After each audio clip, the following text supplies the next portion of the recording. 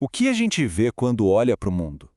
Bom, hoje vamos mergulhar em um dos símbolos mais poderosos e universais da humanidade, o olho. E não vamos falar só do órgão da visão, não. A gente vai muito mais fundo.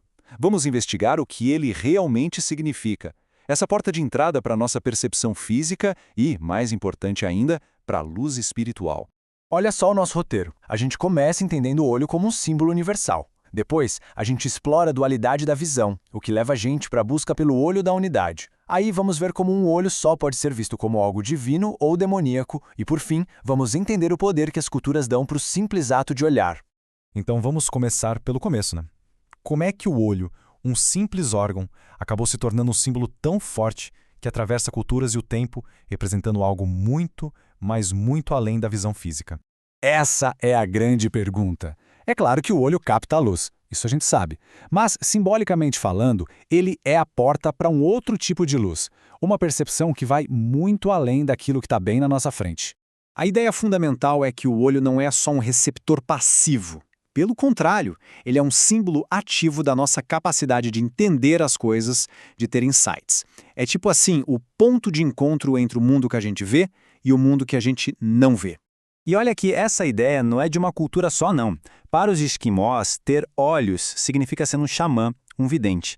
Já no hinduísmo, no taoísmo e no shintoísmo, os olhos estão ligados diretamente aos astros mais importantes, o Sol e a Lua. Isso só mostra o quão fundamental é essa associação em todo o mundo. Ok, então se o olho é esse símbolo universal, o fato da gente ter dois olhos já adiciona uma outra camada de significado. O que será que cada um deles representa? É aí que a gente entra na fascinante dualidade da nossa percepção. Tradicionalmente, essa divisão é bem clara. O olho direito é o Sol, ativo, ligado ao futuro.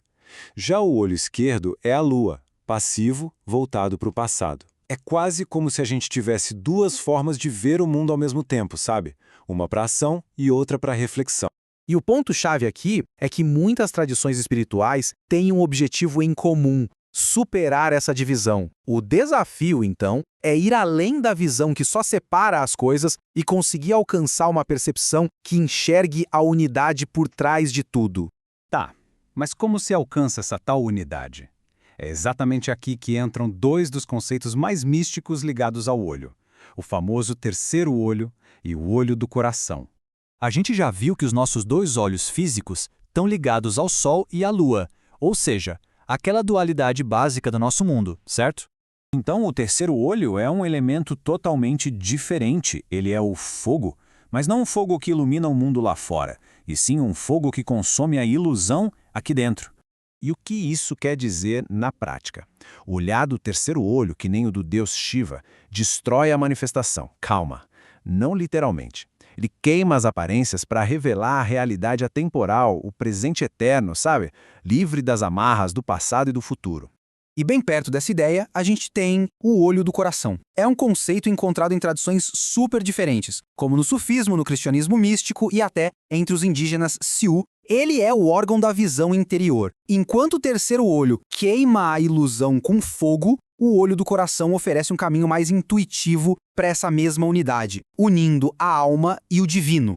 Mas espera aí, nem todo olho único simboliza iluminação, não. Na verdade, esse é um símbolo com uma dualidade impressionante. O mesmo conceito pode representar tanto mais alto quanto mais baixo. Primeiro, vamos para o lado divino. Vamos pensar naquele olho famoso, sabe? Sempre aberto, muitas vezes dentro de um triângulo. Ele representa uma percepção que nunca descansa, que vê absolutamente tudo. Na maçonaria, ele é o grande arquiteto. No cristianismo, é a onisciência de Deus. No caudaísmo, um selo divino. Em todos esses casos, ele é o símbolo máximo do conhecimento, da essência divina. E agora a gente vira a chave completamente. Vamos pensar no Ciclope, lá da mitologia grega. Ele também tem um olho só, mas o significado não poderia ser mais diferente. Pois é, o olho do Ciclope não representa uma consciência superior. Pelo contrário, representa uma consciência inferior, subhumana, uma visão limitada, sem a profundidade e o equilíbrio que os dois olhos dão.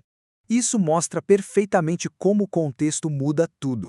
E num outro extremo, A gente tem o excesso. Argus, aquele gigante com 100 olhos, simboliza uma vigilância que nunca para, levando a uma absorção total pelo mundo de fora, sem nenhum espaço para olhar para dentro. Isso só reforça que o ideal não é nem a falta nem o excesso, mas sim o equilíbrio dos dois olhos.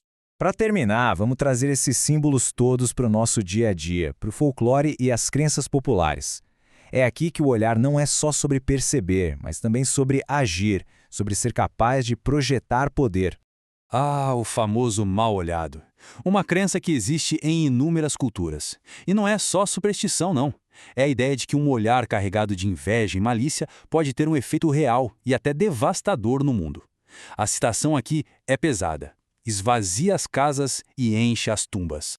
E claro, onde existe uma ameaça, surgem defesas. Para se proteger desse poder invisível, a humanidade criou um monte de talismãs, de véus e objetos brilhantes para desviar o olhar, até ferraduras e a famosa mão de Fátima. E a seriedade dessa crença é reforçada na tradição islâmica. O próprio profeta Maomé teria dito que o ain, que é a palavra árabe para o olho e sua influência, é uma realidade. Isso solidifica de vez o poder do olhar naquela cultura. E a gente termina com esse pensamento bem provocador lá da filosofia Bambara. Se a nossa forma de ver o mundo é moldada pelo que a gente deseja e cobiça, então o que é o mundo de uma pessoa, se não um reflexo do seu próprio olhar? Fica aí a reflexão.